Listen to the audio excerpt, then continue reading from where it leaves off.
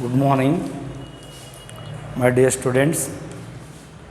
Today, in this video clip, I want to discuss about that is the elastic potential energy possessed by the spring.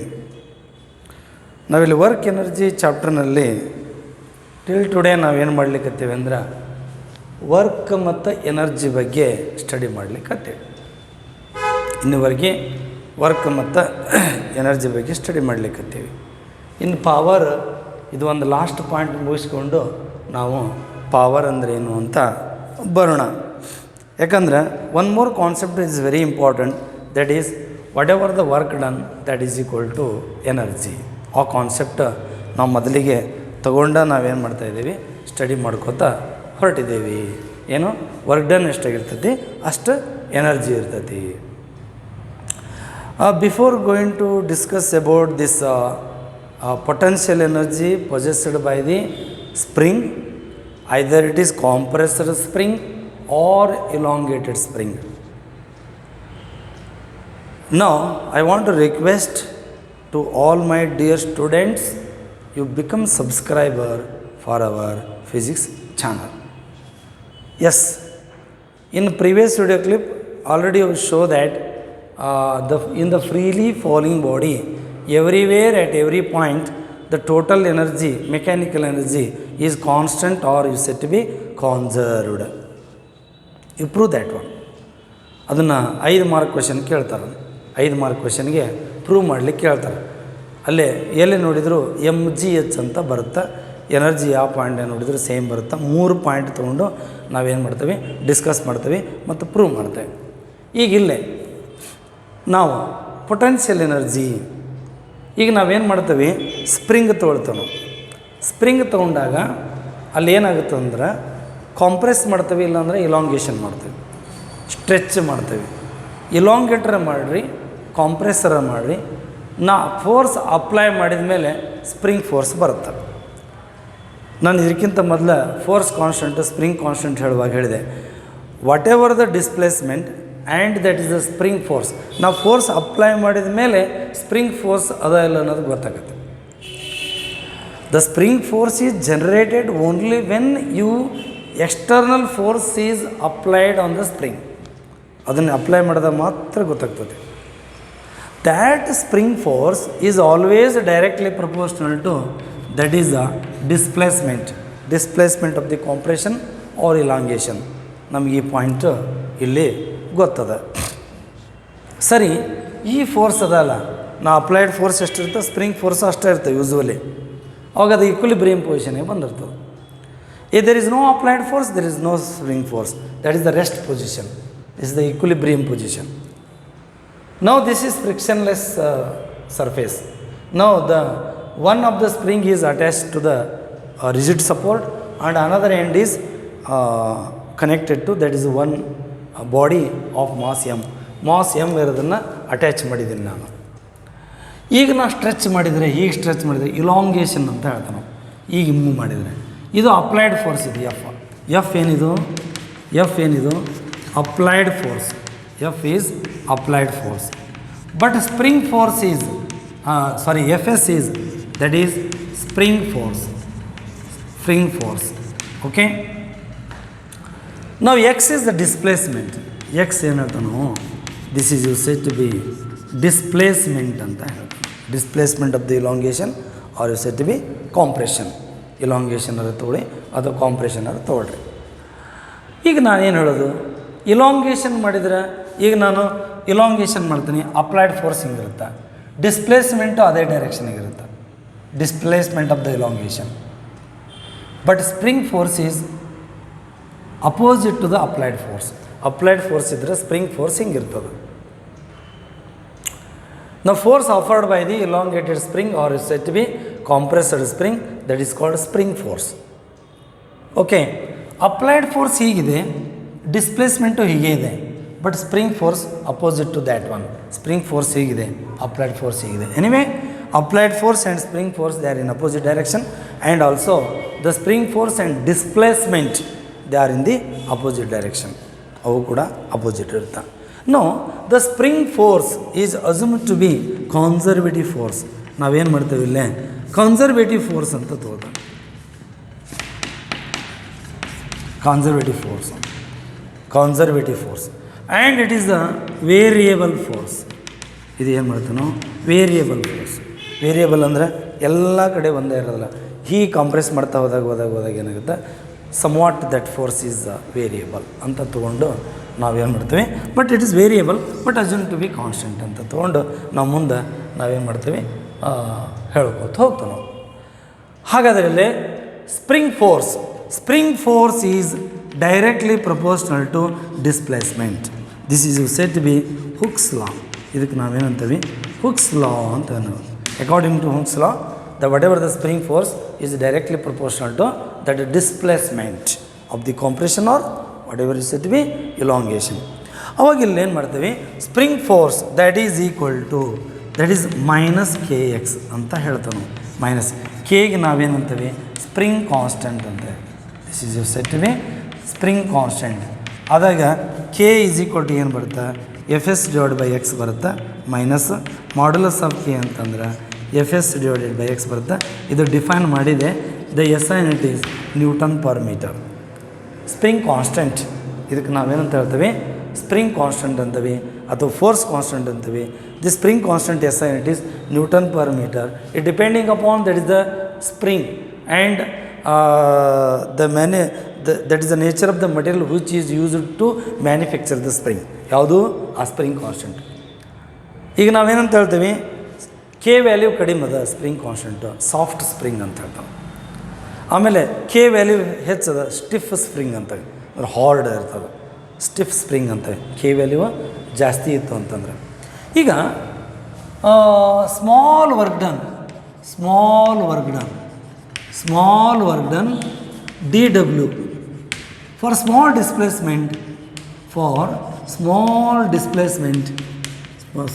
displacement that is dx. Therefore dW is equal to fs into that is dx. fs into dx this one. ಈಗ ಸ್ಪ್ರಿಂಗ್ನೊಳಗೆ ನಾವು body displays ಮಾಡ್ತೇವೆ. ಇದು frictionless ತೊಗೊಂಡೇವೆ ನಾವು surface. ಅವಾಗ body small displacement d x ಕೊಟ್ಟಾಗ ಅಲ್ಲಿ work done ಆಗುತ್ತೆ, small work done ಆಗುತ್ತೆ. That is you have to write force into displacement, they are in opposite direction. Okay, ಈಗ ನಾನೇನಂತ ಬರಿತೀನಿ, ದೇರ್ ಫೋರ್ ಡಿ ಡಬ್ಲ್ಯೂ is equal to, if you want write it is the minus ನಾವು ಬರಿಬೋದು. ಇವಾಗ minus f s ಅಂದ್ರೆ minus k x, f x ಅಂದ್ರೆ minus k x. ನಾವು this is the d X.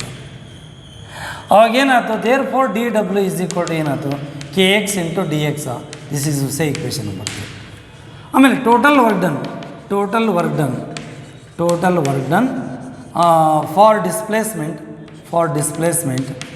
For the displacement ಎಲ್ಲಿಂದ ಎಲ್ಲಿವರೆಗೆ, 0 to xm maximum displacement. That is ಡಬ್ಲ್ಯೂ is equal to integration over 0 to xm d ಡಬ್ಲ್ಯೂ. Small work done ಏನು ಮಾಡಬೇಕು, ಕೂಡಿಸ್ಬೇಕಾ. ಅಂದರೆ small work done ಎಲ್ಲ ಕೂಡಿಸಿದ್ರಿ ಅಂದರೆ ನಿಮ್ಗೆ ಏನು ಬರ್ತದೆ ಇಲ್ಲಿ, 0 to xm. This is f k x, this is d ಡಬ್ಲ್ಯೂ is k x into d x. ಅವಾಗ ಡಬ್ಲ್ಯೂ is equal to k constant ಅದು, ಇಂಟಗ್ರೇಷನ್ ಅವ್ರು 0 to xm, ಅವಾಗ ಉಳಿದದ್ದು ಎಕ್ಸ್ ಡಿ ಎಕ್ಸ್. ಇದನ್ನು ಇಂಟಗ್ರೇಟ್ ಮಾಡಿದ್ರೆ ನೆಕ್ಸ್ಟ್ ಪವರಿಗೆ ಬರೋಣ ಅಂತ. ಡಬ್ಲ್ಯೂ ಈಸ್ ಈಕ್ವಲ್ ಟು ನಾವು ಇದು ಏನಾಯ್ತು, ಎಕ್ಸ್ ರೇಸ್ಟ್ 1 + 1 ಡಿವೈಡೆಡ್ ಬೈ 1 + 1 ಇರುತ್ತೆ. ಆ lower limit 0, upper limit xm. This is equal to x square divided by 2 ಬರುತ್ತೆ. Upper limit xm, lower limit 0. This is equal to ಒಮ್ಮೆ ಏನು ಮಾಡಬೇಕು, ಇದನ್ನು ತೊಗೋಬೇಕಾ, xm ಕೆ ಇದೆ ಹೊರಗಡೆ ಕೆ ಬರುತ್ತೆ. Okay, k xm square divided by 2 - 0 ಬರುತ್ತೆ. Therefore this is equal to 1/2 k x m square. Therefore W is equal to that is the potential energy. Therefore potential energy is equal to 1/2 k x m square. This is the expression for potential energy possessed by the compressed or elongated spring. Compressed or elongated spring. ಇದೇನದಲ್ಲ, it is the expression for potential energy. This is elastic potential energy possessed by compressed or elongated spring. It depending upon spring constant. Spring constant ಹೆಚ್ಚಿದ್ರೆ energy ಜಾಸ್ತಿ store ಆಗುತ್ತೆ, ಕಡಿಮೆ ಇದ್ದರೆ ಕಡಿಮೆ store ಆಗುತ್ತೆ. ಆಮೇಲೆ elongation within elastic limit ಇರಬೇಕು. Beyond that elastic limit ಆದರೆ ಏನಾಗುತ್ತೆ, ಸ್ಪ್ರಿಂಗ್ ಕಟ್ ಆಗುತ್ತೆ. ನಾವು ಕಾಂಪ್ರೆಸರ ಮಾಡಲಿ ಅಥವಾ ಇಲಾಂಗೇಷನ್ ಮಾಡಲಿ, ವಿತಿನ್ ಇಲಾಸ್ಟಿಕ್ ಲಿಮಿಟ್ ನಾವೇನು ಮಾಡಬೇಕು ಅಂದರೆ ಕಾಂಪ್ರೆಸ್ ಮಾಡಬೇಕಾಗುತ್ತೆ ಅಥವಾ ಇಲಾಂಗೇಷನ್ ಮಾಡಬೇಕಾಗುತ್ತೆ ವಿತಿನ್ ಇಲಾಸ್ಟಿಕ್ ಲಿಮಿಟ್. ನಾವು this is the expression for what you say that is elastic potential energy possessed by the elongated spring or is said to be compressed spring. ಇವಾಗಿಲ್ಲ ನಾವು force displacement graph draw ಮಾಡಿದ್ರೆ ಏನು, force displacement graph, you draw the graph the spring force along y axis and whatever the displacement of elongation or compression ಹೀಗೆ ತೊಗೊಂಡ್ರೆ X ನಾವೇನು ಮಾಡಿದ್ವಿ compression ಅಂದ್ವಿ, ಹೀಗೆ ಇಲ್ಲಿಂದ ಈ ಕಡೆ ತೊಗೊಂಡ್ರೆ ನಾವು ಇಲಾಂಗೇಷನ್ ಅಂದ್ವಿ. You got the graph like this. Here x is less than 0, here x is greater than 0. Area under this it give the work done or is said to be potential energy. Work done potential ಅಥವಾ potential energy ಇಲ್ಲಿ ತೋರಿಸುತ್ತೆ. This is the graphical representation of the variation of the spring force and the displacement of the elongation or and compression. ಈ ಥರ ನಾವು ಬರಿತೀವಿ. This is a very important derivation that is was the examination. You derive the expression for the potential energy possessed by the compressed or elongated spring. At that time you derive like this. This is P is equal to 1/2 kxm square. K is the spring constant, xm is the maximum displacement of the elongation or is said to be compression. ಇದನ್ನು rigid support ತೊಗೋಬೇಕು, ಇದು frictionless ಸರ್ಫೇಸ ತೊಗೊಳ್ಬೇಕು. Next you come to the point power. ಇಲ್ಲಿ ತನಕ energy ಮುಗೀತು. ಈಗ ನಾವೇನು ಮಾಡ್ತೀವಿ, ಪವರ್ ಅಂತ. What is the power? Spring ಎಲ್ಲ ಕಡೆ ಯೂಸ್ ಮಾಡ್ತೀವಿ ನಾವು. ಸ್ಪ್ರಿಂಗ್ ಮ್ಯಾಕ್ಸಿಮಮ್ ನಾವು ಡೈಲಿ ಲೈಫ್ನೊಳಗೆ ನಾವೇನು ಮಾಡ್ತೀವಿ, ಯೂಸ್ ಮಾಡ್ತೀವಿ. ಇವಾಗಿಲ್ಲೇ ಈ ಥರ ಎನರ್ಜಿ ಸ್ಟೋರ್ ಆಗಿದ್ದು ಬರುತ್ತೆ. Power, what is the power? ಈಗ ಪವರ್ ಅಂದರೆ ಏನು? It is the work done per second, rate at which the work done, that is called power. The rate of doing work is called power. ನಾವು rate of doing ವರ್ಕಿಗೆ ನಾವೇನಂತ ಹೇಳ್ತೀವಿ, power ಅಂತ ಹೇಳ್ತೇವೆ. ಈಗ power ಹೆಚ್ಚಿದೆ ಅಂದ್ರೆ 1 ಸೆಕೆಂಡ್ನೊಳಗೆ ವರ್ಕ್ ಡನ್ ಹೆಚ್ಚಾಗುತ್ತೆ ಅಂತ ಅರ್ಥ. ಪವರ್ ಹೆಚ್ಚಿದ್ರೆ 1 ಸೆಕೆಂಡ್ ಆಗ್ತಕ್ಕಂಥ ವರ್ಕ್ ಡನ್ನು ಹೆಚ್ಚಿಗೆ ಆಗುತ್ತೆ. ಪವರ್ ಕಡಿಮೆ ಇದ್ರೆ ವರ್ಕ್ ಡನ್ನು ಕಡಿಮೆ ಇದೆ. ಈ ಫಾರ್ ಎಕ್ಸಾಂಪಲ್ ನಿಮ್ಮ ಮನೆ ಒಳಗೆ 2 ಪಂಪ್ ಅದಾವಪ್ಪ. ನೀವೇನು ಹೇಳ್ತೀವಿ, ನಮ್ಮ ಮನೆ ಒಳಗೆ 1/2 HP ಮೋಟಾರ್ ಇದೆ, ನೀರೆತ್ತೋ ಮೋಟಾರ್ ಇದೆ, ಇನ್ನೊಂದು 1.5 HP ಇದೆ. ಎರಡನ್ನೂ ಆನ್ ಮಾಡಿರಿ. 1.5 HP ಏನು ಮಾಡುತ್ತಾ, 1 ನಿಮಿಷ ಬಿಟ್ಟು ನೋಡಿದ್ರೆ 1.5 HP ಜಾಸ್ತಿ ವಾಟರ್ ಲಿಫ್ಟ್ ಮಾಡುತ್ತೆ, 0.5 HP ಕಡಿಮೆ ವಾಟರ್ ಲಿಫ್ಟ್ ಮಾಡುತ್ತೆ. It means it indicate the power. ಯಾವುದಕ್ಕೆ ಪವರ್ ಹೆಚ್ಚಿರುತ್ತೋ ಅದು ಏನು ಮಾಡ್ತದೆ ಹೇಳ್ರಿ, ಅದು ಜಾಸ್ತಿ ವರ್ಕ್ ಮಾಡುತ್ತೆ. That is called power. ಏನು ಹಂಗಾರೆ ಪವರ್? ಯೂನಿಟ್ ಆಫ್ ಪವರ್ ಏನು? ಈಗ ನಾನೊಂದು ಪಾಯಿಂಟಿಗೆ ಬರ್ತಾನೆ. ನಾನು ಏನು ಈಗಿಲ್ಲೇ the amount of work done is DW. Work done is DW in a time delta T. Then average power, that is the average power. Average power PAV is equal to the ratio of the work done to the time taken. ನಾವೇನು ಮಾಡ್ತೇವೆ, average power it is work done to the time taken ಅಂತ ಬರಿತೇವೆ. ಅಂದರೆ total work done divide by total time taken. ಹೀಗೆ ನಾವೇನು ಮಾಡ್ತೀವಿ, ಬರಿತೀವಿ. Yes, instantaneous power. Instantaneous power. The instantaneous power you have to write here. P is equal to limit of delta T tends to 0 delta W divided by delta T. ಇದನ್ನೇ ಹೇಗೆ ಬರೀತೇವೆ, dW divided by dt. Therefore P is equal to dW divided by dt. This is rate of doing work. This is equation number 1. This is the equation number 2. This indicate rate of doing work. The rate of doing work, dw divided by dt is said to be the rate of doing work. The rate of doing work is doing work. That is called power. What is the SI unit of power? Now SI unit of power. SI unit is, that is watt. W ದಿಂದ ಬರುತ್ತೆ. Or is said to be joule per second.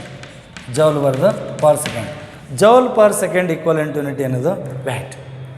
If ಹೇಗೆ ಹೇಳ್ತಾನೆ ನಾವು, dW is equal to 1 joule and dt is equal to 1 second, then P is equal to 1 watt. If 1 joule amount of work is done in 1 second, then the power is said to be 1 watt. When you say power is 1 watt, the power is said to be 1 watt when the rate of doing work is 1 joule per second. ಹೀಗೆ ಹೇಳ್ಬೋದು, if the work done is 1 joule in 1 second, then power is said to be, that is a 1 watt. ಇದು scalar quantity. ಯಾವುದು? Power ಅನ್ನೋದು scalar quantity. Power ಅನ್ನೋದು scalar quantity. ನಾವು large power that is measured in HP. HP ಅಂದರೆ horse power. H P ಅಂದ್ರೆ ನಾವೇನಂತ ಹೇಳಿವಿ? Horse power ಅಂತ ಹೇಳ್ತೀವಿ. ಹಾಗಾದ್ರೆ 1 HP horse power is equal to 746 watt. ಅಂದ್ರೆ 746 ಜೌಲ್ ಪರ್ ಸೆಕೆಂಡ್. 1 HP ಅಂತಂದ್ರೆ ಒಂದು ಹಾರ್ಸ್ ಪವರ್ ಅಂದ್ರೆ that is 746 watt or 746 joule per second. How you define 1 HP? If 746 amount of work is done in 1 second, then that power is said to be, that is 1 HP, or is said to be 1 horsepower. 1 horsepower anta yavaga helteve? If the work done is how much? That is 746 watt. The work done is 746 watt in 1 second, then the power, that power is said to be 1 HP. Horsepower is commercial unit of power. ಇದಕ್ಕೆ ನಾವೇನಂತ ಹೇಳ್ತೀವಿ? Commercial unit of power ಅಂತ ಹೇಳ್ತೀವಿ. ನಾವು power in terms of force and velocity. F is the force. Okay, and dr is the displacement. dr is said to be displacement. Now work done, F is the, now work done, that is W is equal to dW, that is vector F dot vector dr. ಹಿಂಗೆ ಬರೋದು dot product. ಹೀಗೆಲ್ಲ ಬರೀತಾನೆ, dot product ಬರೀತಾನೆ. Yes, the power P is equal to dW divided by dt. ಹಿಂಗೆ ಬರೀ power dW is equal to, how you have to write here? dW divided by dt. But dW is what you have to take here? Vector F dot vector dr divided by dt. Yes, fine. Therefore power is equal to vector F dot vector dr divided by vector dt. Now this is equation number 1, this is equation number 2. Here rate of change of displacement is said to be velocity. Therefore power is equal to vector F dot vector V. It is the power in terms of force and velocity. ನಾವೇನು ಬರೀತೇವೆ ಇಲ್ಲಿ? This is power is in terms of force and velocity. ನಾವು ಎರಡು multiplication ಮಾಡಿದ್ರೆ, scalar product ಮಾಡಿದ್ರೆ ನಮಗೇನು ಸಿಗ್ತದೆ ಹೇಳ್ರಿ? Power ಸಿಗುತ್ತದೆ. ಇದಕ್ಕೆ ನಾವು ಇಲ್ಲೇ the power is in terms of force and velocity. Multiplication of these two, force and the velocity, it give the power. Next power and energy.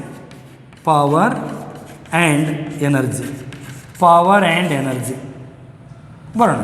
Power and energy. ಈಗ ನಾವು power P is equal to ಏನು ಬರೀತೀವಿ ನಾವು? Power P is equal to work done work divided by time ಅಂತ ಬರೀತೀವಿ. Work done divide by time. ಇದನ್ನು ನಾವೇನಂತ ಬರೀಬೋದು, ಎನರ್ಜಿ ಡಿವೈಡೆಡ್ ಬೈ ಟೈಮ್ ಅಂತ ಬರೀಬೋದಾ. ಅವಾಗ ಇ ಡಿವೈಡೆಡ್ ಬೈ ಟಿ ಬರ್ತದ.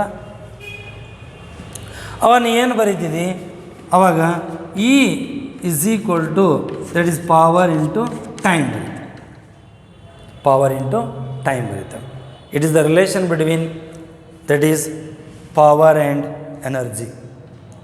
ಈಗ ನಾ ಹೇಳ್ತೇನೆ, ನಾನು ಪವರ್ ಎಷ್ಟದ 1000 ಜೌಲ್ ಪರ್ ಸೆಕೆಂಡ್ ಅದ, ಟೈಮ್ ಎಷ್ಟದ 1 ಹವರ್ ಅದ. ಅವಾಗ ಎನರ್ಜಿ ಏನಾಗುತ್ತೆ 1 ಕಿಲೋ ವ್ಯಾಟ್ ಹವರ್ ಆಗುತ್ತೆ. ಏನಾಗುತ್ತದು 1 kilo watt hour. 1 kilo watt hour, kilo watt hour, kilo watt hour is the large unit of energy. Kilo watt ಹವರ್ಗೆ ನಾವು ಏನಂತೀವಿ, large unit of energy. How you define 1 kilowatt hour is the defined as, it is defined as when the energy spent in the rate of or work done in the rate of 1000 joule per second, it takes place in 1 hour. This is called 1 kilowatt hour. Now the energy spent or work done in the rate of 1000 joules per second in 1 hour, that is called 1 kilowatt hour. 1 kilowatt hour is the amount of energy spent in the rate of 1000 joule per second in 1 hour, that is called 1 kilowatt hour. ಹಾಗಾದ್ರೆ ಇಲ್ಲಿ P is 1000 joule per second into 1 hour. ಹಾಗಾದರೆ ಎಷ್ಟಾಗುತ್ತೆ ಇದು? ಇಲ್ಲಿ ಬರೀತೀನಿ ನಾನು. E is equal to 1000 joule per second into 3600 second ಆಗುತ್ತೆ. 1 hour ಅಂದರೆ 60 ಇಂಟು 60. ಓಕೆ, ಅವ ಸೆಕೆಂಡ್ ಕ್ಯಾನ್ಸಲ್ ಆಯಿತು. ಇದು ಏನಾಯ್ತು, ಇ ಇಸ್ ಈಕ್ವಲ್ ಟು ಏನಾಗುತ್ತೆ ಇಷ್ಟು. ಅವಾಗ 1 ನಾವು ದಿಸ್ ಈಸ್ 3600, ಇವು 4 0 ಅಂದ್ರೆ 3.6 into 10 to the power of 6 joule. Yes, what do you say? This is 1 kilowatt hour. 1 kilowatt hour is equal to 3.6 into 10 to the power of 6 joule. It is a large unit of energy. Large unit of power ಏನು ಮಾಡ್ತೀವಿ, horse ಪವರ್ನಾಗ measure ಮಾಡ್ತೇವೆ. The large unit of energy it is measured in terms of kilowatt hour. Kilowatt hour usually ನಾವೇನು ಮಾಡ್ತೇವೆ, K V ಒಳಗೆ ನಿಮಗೆ ಏನು ಮಾಡ್ತಾರೆ, K ವಿದಿಂದ ನಿಮ್ಮ ಮನೆಗೆ ಎಲೆಕ್ಟ್ರಿಕಲ್ ಎನರ್ಜಿ ಸಪ್ಲೈ ಮಾಡ್ತಾರೆ. ಎಲೆಕ್ಟ್ರಿಕಲ್ ಎನರ್ಜಿ ಸಪ್ಲೈ ಮಾಡಿದ ಮೇಲೆ ಕೊನೆಗೆ ನಿಮ್ಮ 1 ತಿಂಗಳಾದ ಮೇಲೆ 25 ಯೂನಿಟ್ ನೀವು ತಗೊಂಡಿದ್ದೀರಾ ಎನರ್ಜಿ. ಎಷ್ಟು? 25 ಯೂನಿಟ್ ತೊಗೊಂಡಿರ. What is the meaning of 1 unit? 1 unit ಅಂದರೆ ಏನು ಅವ್ರ ಪ್ರಕಾರ? ಯಾರು? ಕೆ ವಿ ಅವ್ರ ಪ್ರಕಾರ.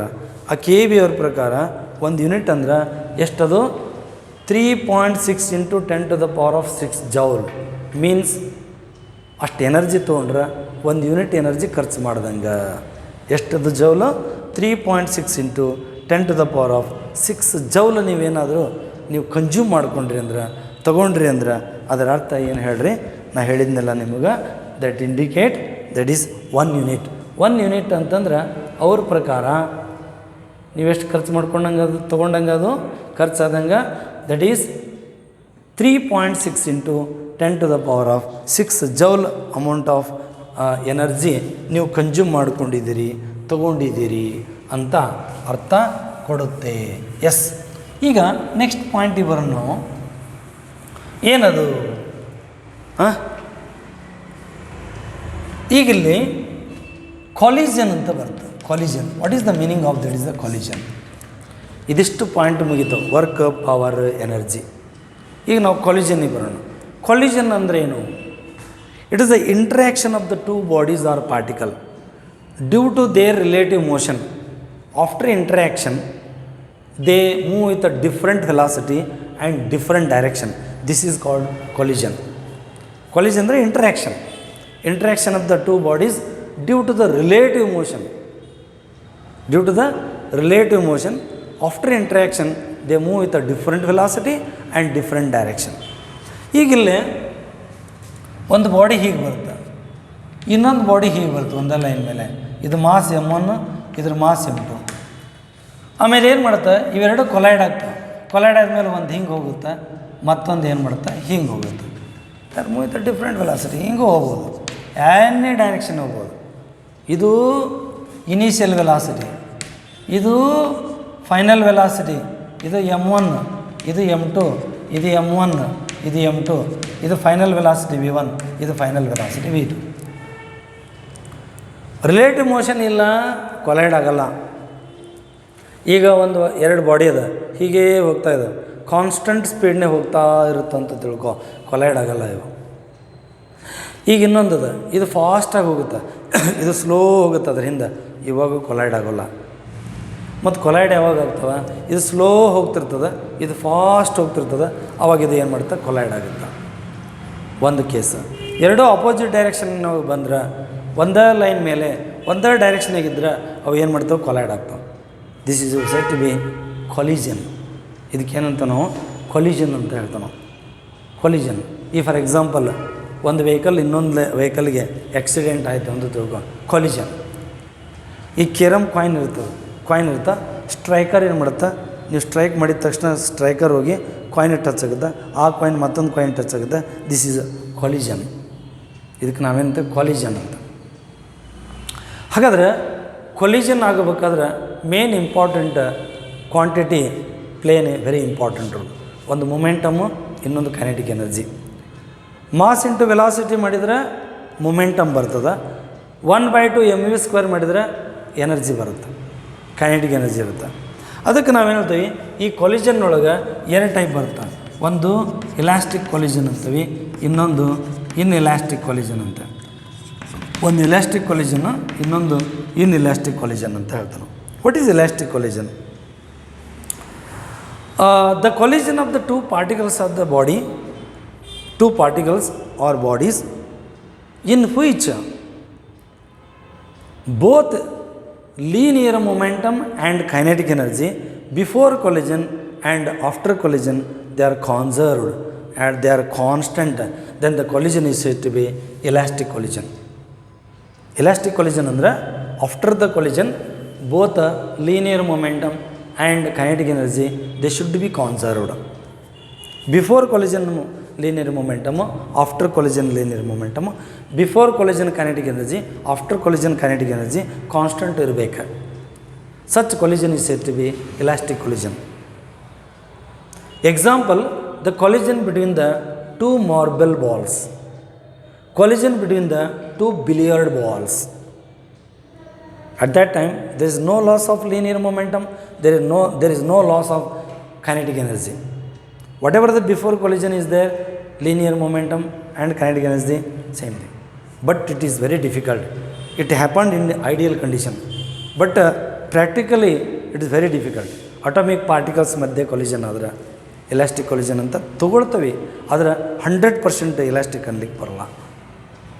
Inelastic collision, it means during the collision of the two particles or bodies, the linear momentum may be conserved or constant, but kinetic energy is not conserved, not constant. Such collision is called inelastic collision. ಅಂಥ collision ಏನು ಅಂತೀವಿ, inelastic. ನೀವು collision ಆದಮೇಲೆ linear momentum ಬೇಕಾದರೆ constant ಇರ್ಬೋದು, but kinetic energy constant ಇರಲ್ಲ. Such type of collision is called inelastic collision. For example, collision between the bullet and the wooden block. There is a loss of energy. How it is lost? It is in the form of sound. Collision ಆಗ್ತಾ sound ಬರುತ್ತೆ. Sound is the form of energy. ಆಮೇಲೆ collision ಆದ ತಕ್ಷಣ ಏನಾಗುತ್ತೆ, ಇಲ್ಲೇ friction ಆಗುತ್ತೆ, heat energy ಬರುತ್ತೆ. There is a loss of energy in the form of sound, in the form of heat. There is a loss of energy. The such collision is said to be inelastic collision. ಹೀಗೆ ನಾವೇನು ಮಾಡ್ತೀವಿ, elastic ಕೊಲಿಷನ್ನು, ಇನ್ಇಲಾಸ್ಟಿಕ್ ಕೊಲಿಷನ್ನು ಅಂತ ಎರಡು type ತೊಗೊಳ್ತೀವಿ. Elastic collision and in elastic collision ಅಂತೇಳಿ. ಆಮೇಲೆ ಇದರೊಳಗೆ ನಾವು ಅಲ್ಲಿ ಇಲಾಸ್ಟಿಕ್ ಕೊಲಿಜನ್ ಬಗ್ಗೆ ಸ್ಟಡಿ ಮಾಡ್ತೀವಿ, ಇನ್ ಇಲಾಸ್ಟಿಕ್ ಕೊಲಿಜನ್ ಸ್ಟಡಿ ಮಾಡ್ತೀವಿ. ಇಲ್ಲಿ ಎನರ್ಜಿ ಲಾಸ್ ಆಗೋದಲ್ಲ, ಇಲ್ಲಿ ಎನರ್ಜಿ ಲಾಸ್ ಆಗುತ್ತೆ, ಅಷ್ಟೇ ಡಿಫ್ರೆನ್ಸ್ ಇಲಾಸ್ಟಿಕ್ಕು ಮತ್ತು ಇನ್ ಇಲಾಸ್ಟಿಕ್. ಹಾಗಂದ್ರೆ ಏನು, ವಾಟ್ ಈಸ್ ದ ಡಿಫ್ರೆನ್ಸ್ ಕೇಳ್ಬೋದು. ಈ ನೆಕ್ಸ್ಟ್ ವಿಡಿಯೋ ಕ್ಲಿಪ್ನೊಳಗೆ ಇಲಾಸ್ಟಿಕ್ ಆ್ಯಂಡ್ ಇನ್ ಇಲಾಸ್ಟಿಕ್ ಕೊಲಿಜನ್ನ ಎಕ್ಸ್ಪ್ಲೇನ್ ಮಾಡ್ತಾನೆ ನಾನು.